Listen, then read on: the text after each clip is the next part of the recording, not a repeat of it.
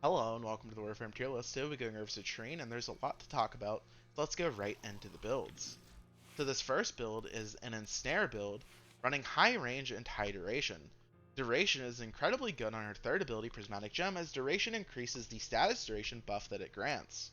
Status duration is, in my opinion, the best stat that Citrine gives, as combined with either a grouping tool or just weapon damage buffs in general, plus status duration, gas is incredibly strong. Most other elements in the game, you don't really care about the status duration buff, as the enemies are going to die before they run out anyway.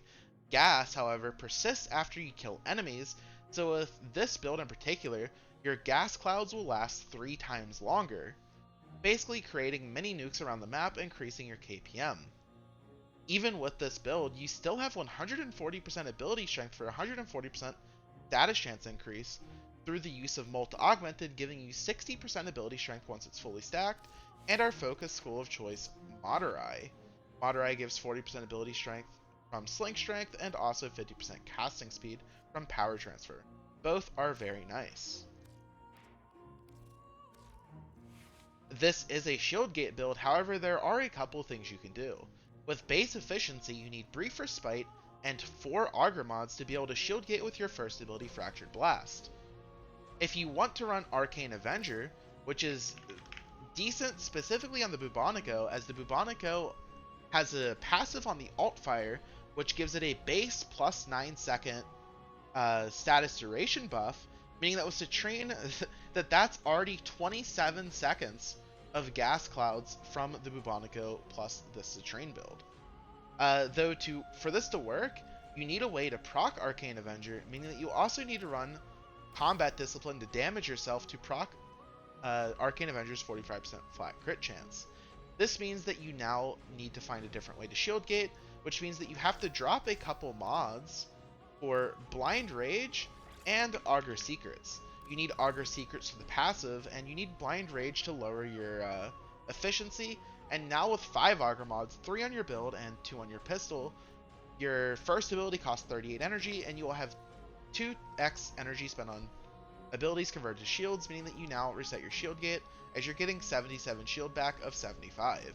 If you do not like shield gating, however, you can also easily run a health tank build on her. You just have to drop a couple mods again, as, well, you easily have mods to drop on her, and just simply slot Vitality, health conversion, as your first ability grants you a lot of health orb drops. Just use it on a group of enemies, kill them, you get a million health orbs. So you can easily upkeep health conversion, which gives you 1350 max armor. Of course, Vitality just for some base health. And then in the final slot, obviously just run Adaptation. Her second ability, even with low strength, still gives you up to 90% DR. It just takes longer to build up, but once you build up to it, you have it pretty much forever. So now you have Adaptation giving you DR, her second ability giving you DR, Health Conversion giving you 1350 armor for free, and of course base health, making you incredibly tanky. You could then go a step further and drop one of these mods for Arcane Blessing for another 1200 max health. On top of this, you may notice that you still have 2 Augur mods, meaning that if you just go back to running Brief Respite, you now are running a health tank build that can easily shield gate with Brief Respite and 4 Augur mods, 2 on the main build and 2 on the pistol, making her, again, incredibly tanky. Keep this in mind, as you can do this on all of the builds that I am showing. Now the second build is a pull build. This one was specifically for a melee focused gas build, running the Amalgam Argonaut mod, granting your daggers the ability to armor strip enemies, combined with either a Keris Prime. The Keris Prime has innate toxin, saving you a mod slot, or the Bala Zal. The Bala Zal has access to Exodia Brave, damaging enemies whenever you proc status effects, which does count as a melee hit, stripping enemies' armors quicker. The third build is a general purpose roar build, and I'm missing 2 mods. I am trolling. Okay, so this third build is a general purpose roar build, and I have Prime Flow and Equilibrium, though with 2 Archon shards, you can drop both of them very easily. You just have to replace Flow with a single max energy shard, and replace Equilibrium with a single effectiveness on energy orb shard. That alone is enough to be able to drop both of those mods very comfortably, even with 45% efficiency. This final shard I have on is just casting speed, so you can ignore it. Once you drop those two mods, you can then just honestly run whatever you want. You want more ability strength for your roar and status strength on your prismatic gem. Also, or higher chance for health and energy orbs on your first ability, so also increasing your sustain. You can run more range, or you could run some even more strength or more duration through Constitution. The fourth build is a Zada's build. This is what I was using on the Bubonico and Ogress, as they are both explosive weapons, mass creating void procs, increasing your survivability, as void procs create many mag bubbles, making it so enemies can't shoot you when they have it attached to you, again increasing your survivability, and giving you a little bit of extra damage. The final build is a shoot and gallery build, but I wouldn't recommend it as this had the lowest KPM out of all of the builds, as shoot and gallery was a bit too good at CCing enemies, and on top of that, I had to drop range a lot, as if with higher range, my KPM was just atrocious. Now, as for the weapons, I'm going to briefly go through a lot. The first one is the Miter, as the Miter is incredibly good on Citrine, as you can easily run gas on it with just a single mod of Malignant Force. If you run a rank 0 Malignant Force, you may notice that the direct hit now has a very high slash weighting, meaning that with all the status chance that it just innately has, and Citrine giving it even more status chance, you're now proccing 10 gas instantly, and proccing slash on the main target, so you can easily take out tankier enemies like Eximus. Other weapons that work are the Ogress, the Bubonico, the Paris Incarnon, the Dread Incarnon. If you want something for heat or electricity, there's the Phantasma. If you want electricity raw, there's the Amprex. If you want pure slash, there's the Fenmore. And there's many more weapons, but I can't really go into detail for all of them. As for secondaries, I didn't find anything that stood out, so I would just suggest using the Epitaph for a primer, the Compressor for a primer, or the Kuva Nucor for a primer, as they are all things that can easily run Augur mods. If you want a secondary that can kill Acolytes, there's the Latum, the Spore Lacer, or the Lex Incarnon. As to the melees, if you want something to kill Acolytes, there's the Hate Incarnon, with a build similar to this, just replace my Riven with Gladiator Might. Or if you don't care about your melee at all, then just simply run the Praetos for the 30% sprint speed and the 20% parkour velocity. Madurai is of course the focus skill of choice, which I already went over, and of course, last but not least, is just a Panzer with the synth mods equipped. Now moving on to the rankings, we're discussing Citrine in relation to 4 separate topics. Firstly, her KPM, secondly, her survivability, thirdly, her viability, and finally, how fun she is to play. All of this data is sampled from a 1-hour solo Steel Path mod run with no specters, no on-call, and of course, no Archon shards. Now to get the first topic, Citrine's KPM. As I've previously mentioned, Citrine does have good KPM, as her third ability gives you a flat status duration buff.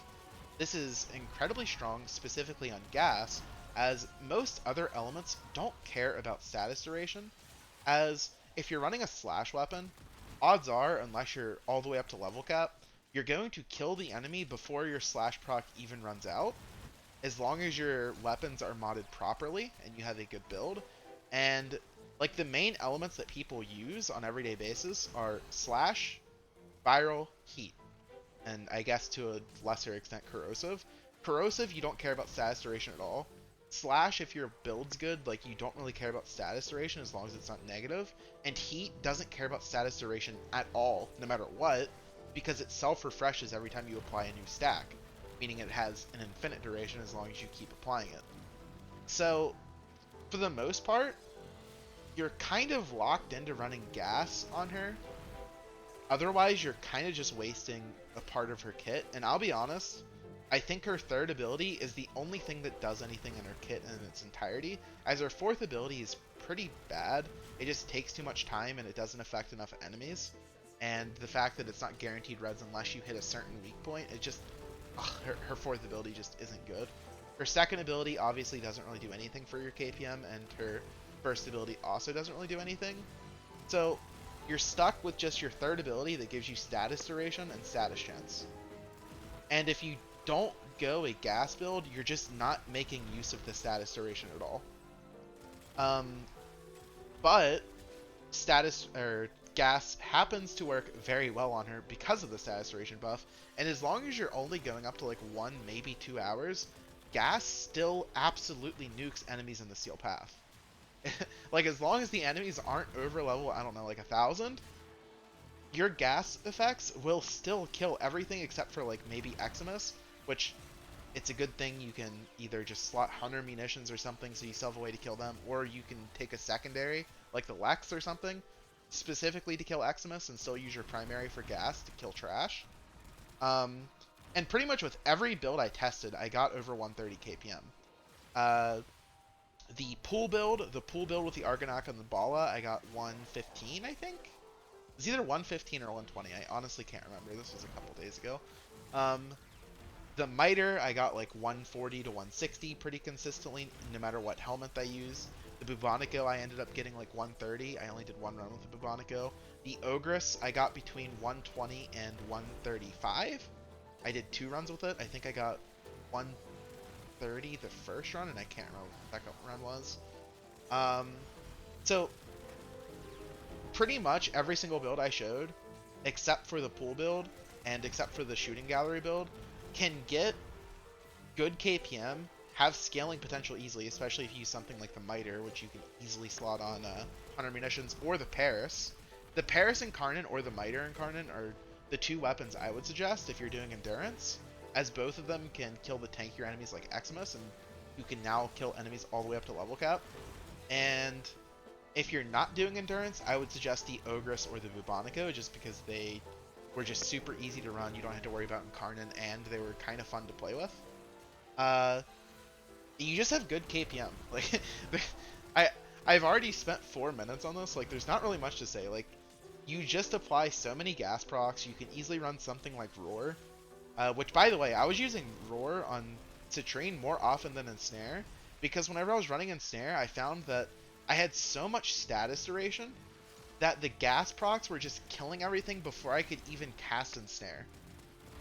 So I ended up just settling on using Roar for like most of the missions I did. And again, you just have like 130 to 150 KPM regardless of what loadout you use. As long as you're running a decent gas weapon, you will get 130 KPM, like on average. So I will give her like an S- rank for KPM. It's really good, but it's like not amazing. Now moving on to the second topic, her survivability. Her survivability is also decent. Due to her second ability giving you 90% DR, this means that even on a shield gate build, you can survive even if you mess up to a point, up to like 30 minutes into Mott. As long as it's not a Bombard or an Eximus shooting you, you can survive even if you fail to shield gate. You just have to like instantly react and instantly shield gate. As a health tank build, she's kind of tanky, because due to her being able to freely run health conversion for 1350 armor, having access to 90% DR, having low enough shields so you can run like a hybrid build like I showcased earlier, where you have a shield gate and health tank setup. But again, it's nothing crazy. You don't really have good CC hazard unless you run something like Shooting Gallery, which again, you could just run like a Shooting Gallery Citrine build and have 90% DR, a lot of CC, decent armor, decent health, because she does have higher than average health. And you would be very tanky then, but then you're like sacrificing a lot for your KPM, so it's like kind of whatever. But that being said, she does have above average survivability, so I will give her like a flat A rank for her survivability. It's really good. Now moving on to the third topic, her viability, and she does struggle here a bit, and there are a lot of reasons for this. So first off, she's pretty much entirely useless if you're looking for like to just do random missions like exterminates, rescue, sabotage, etc., like normal everyday missions. She's entirely useless. The reason for this is because, as I've already brought up multiple times, her fourth, well, actually I think only once before this, her fourth ability just sucks. Even if you were running one of those missions, you would never use her fourth ability. A, because you don't need her fourth ability giving you 300% crit chance to be able to kill base Star Chart or base Steel Path and like non-endless missions. And B, it costs too much energy, doesn't affect enough enemies, has a really bad radius, as it's literally just, it's worse than Frost 2 for affecting enemies. Like, it just isn't good. And her third ability is a radius as well. It's not a lingering buff on you. So like if you're running through an exterminate, you're not going to be able to upkeep your 3.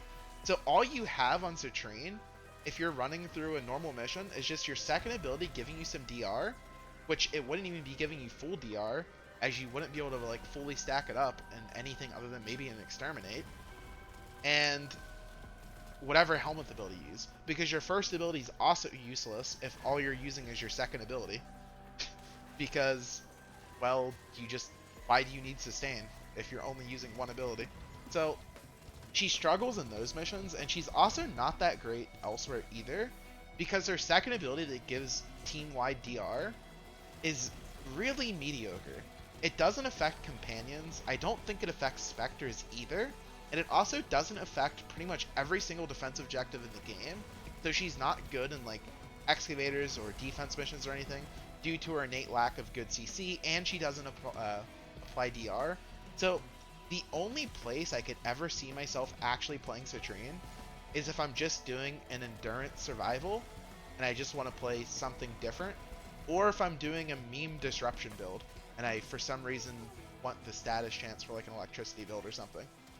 Because outside of that, there's just no point in playing her.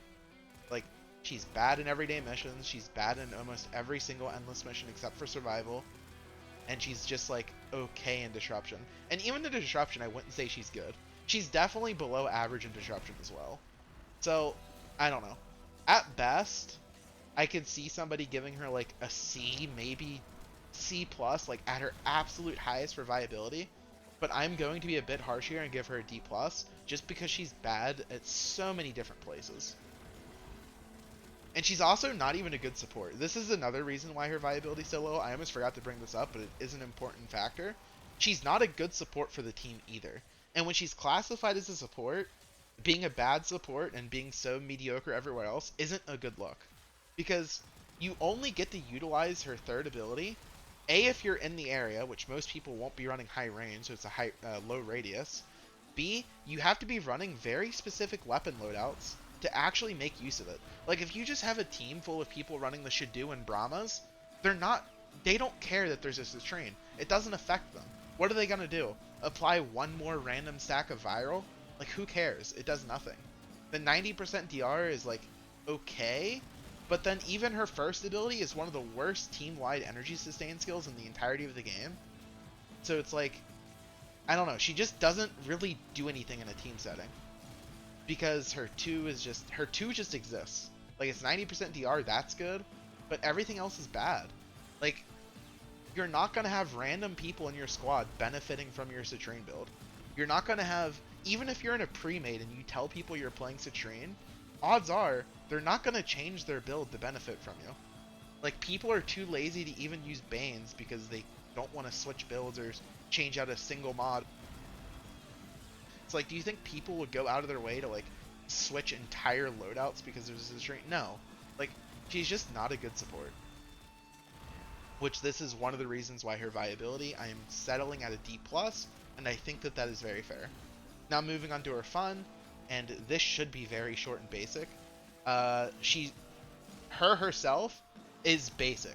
You do have a lot of helmet choices, as I showed, like 5 different helmet abilities just at the start. But that's not all. Like, you can run Eclipse with total Eclipse for a bit of team utility, because she needs it. Like, if you're playing her as a support, you need to be running something helmet-wise that makes her more of a support. Running total Eclipse on her is nice because it has the same range as her third ability. So as long as your team's inside your 3, odds are they will also be benefiting from total Eclipse. And even though Eclipse is inconsistent and sometimes gives you damage, sometimes gives you DR, that's not a bad thing either, because if it gives you DR, it would be stacking with your second ability that's also giving you DR. Breach Surge even works on her. Something like Pillage works, Tharros Strike works. Tharros Strike is actually really good on her if you're running like a health tank build, as not only will you have an armor strip ability, but you'll also have just a low-cost armor strip to strip like Eximus and stuff, especially if you're running a gas build, because then now you can even kill the Eximus and all the tankier enemies with just raw gas. You don't care about slash. But for the most part, she's very vanilla, doesn't really do anything, has semi-long cast times, so it can be kind of boring playing her. I do like her, but she's definitely more on the boring side rather than fun. I will give her a C+ rank for her fun. In conclusion, Citrine is a B- tier Warframe who really struggles to get higher than that due to her second ability's DR not being applied to defense objectives, making her pretty useless in defensive game modes like excavation, defense, mobile defense, etc. And she's also way too restrictive on the type of weapons you can use, as there's not that many weapons that can fully utilize her kit, giving you status chance and status duration. On top of all this, her fourth ability is just all around bad due to its high cost, really bad area of effect radius, and also its long animation, and just the effect in general that it does is just entirely useless. So I fully expect her to get a buff via an augment for one of her abilities in the future to really push her to be a better Warframe.